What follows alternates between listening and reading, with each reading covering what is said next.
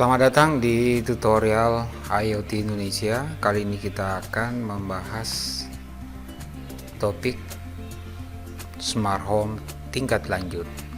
Kenapa saya berikan atau bahas judul ini? Karena menurut hemat saya ke depan kebanyakan produk-produk smart home dalam penggunaannya lebih banyak mengintegrasikan presence detection dibandingkan dengan motion detection.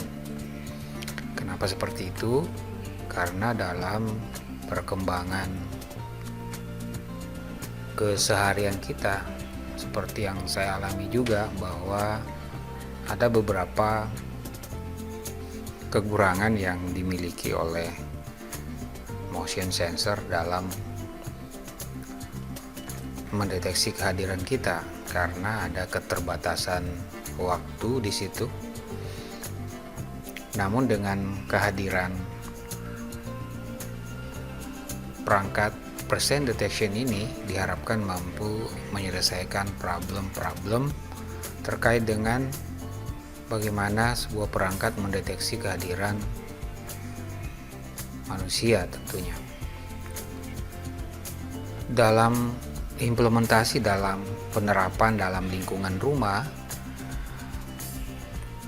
penggunaan smart home sudah tidak asing lagi bagi kita, baik itu dalam otomasi sederhana maupun otomasi yang tingkat lanjut. Namun ke depan menurut saya smart home ini akan jauh lebih berkembang, apalagi dengan hadirnya beberapa perangkat-perangkat baru dan terus ada inovasi-inovasi dalam pengembangan, sehingga kita betul-betul lebih menikmati nuansa smart home itu hadir dalam rumah kita. Contoh misalnya dalam konteks ini, bahwa kehadiran smart home sudah bisa menjawab persoalan-persoalan mendasar ya, atau persoalan klasik dalam menyelesaikan atau persoalan itu tadi, seperti bagaimana kita menyalakan lampu dengan menekan tombol, itu sudah bisa diselesaikan dengan di smart device yang ada saat ini. Namun ke depan penggunaan presence detection ini akan sangat banyak penggunaannya. Kenapa? Menurut hemat saya presence detection ini akan sangat powerful untuk membuat otomasi yang ada di rumah itu lebih hidup. Kenapa saya katakan seperti itu? Karena konsep kehadiran dalam manusia dalam konsep ini tentu dengan kehadiran perangkat pintar ini tentu bisa memberikan nuansa baru ya. Artinya dalam keseharian kita tidak perlu lagi diganggu dengan membuka HP untuk mengeksekusi sebuah otomasi atau smart device. Namun dengan adanya presence detection, semua bisa terjadi secara otomatis.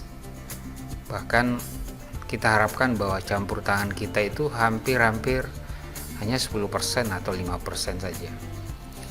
Dan itu akan sangat membantu kita dalam mendrive rumah kita menjadi betul-betul the real smart ya.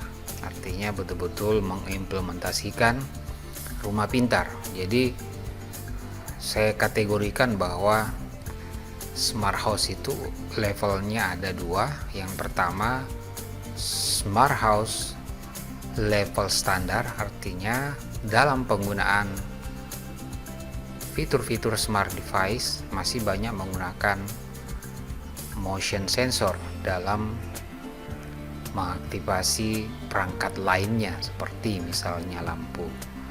Namun dengan adanya smart home level lanjut, kedepannya bahwa penggunaan presence detection akan banyak menggantikan motion detection, karena begitu banyak manfaat yang kita bisa dapatkan dengan hadirnya presence detection ini. Tentu untuk mendapatkan produk itu sebenarnya sudah tersedia, kita bisa langsung beli jadi, banyak tersedia sensor-sensor yang menggunakan radar untuk mendeteksi kehadiran manusia. Bisa mencari settingan yang tepat untuk kita, atau kita menggunakan do it yourself.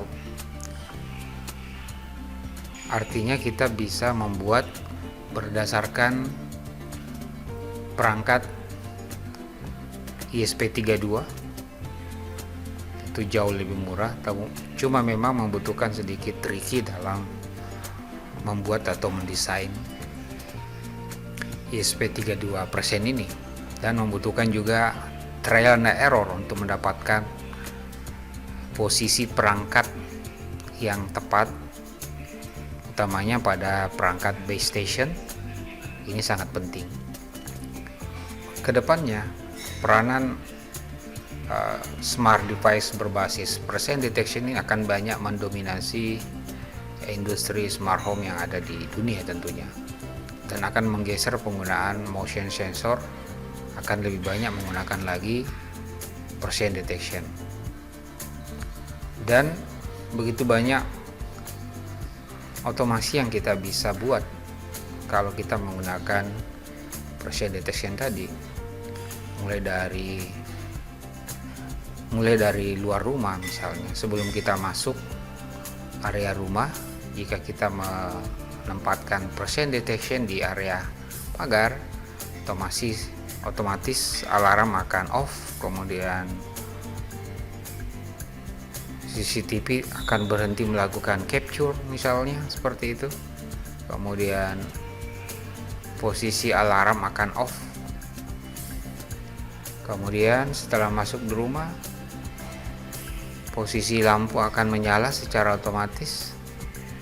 Begitu juga kita pada saat masuk rumah, otomatis bisa ditambahkan atau dikomunikasikan dengan sensor temperatur. Jika kita masuk pada saat itu dan kondisi suhu dalam ruangan tidak begitu kondusif atau bagus, berada dalam range yang tidak bagus, otomatis akan menyalakan AC atau kipas angin. Jadi menurut saya ke depan memang perlu kita bahwa penggunaan motion sensor akan tergeser oleh penggunaan device presence detection ini. Mudah-mudahan gambaran ini bisa memberikan kita masukan bagi Anda yang baru saja mengenal atau ingin mengimplementasikan home assistant secara menyeluruh di rumah. Kita membutuhkan beberapa masukan tentunya. Ini salah satu masukan yang kita bisa berikan guna memanfaatkan teknologi deteksi kehadiran atau presence detection. Oke, sampai jumpa di tutorial berikutnya. Assalamualaikum warahmatullahi wabarakatuh.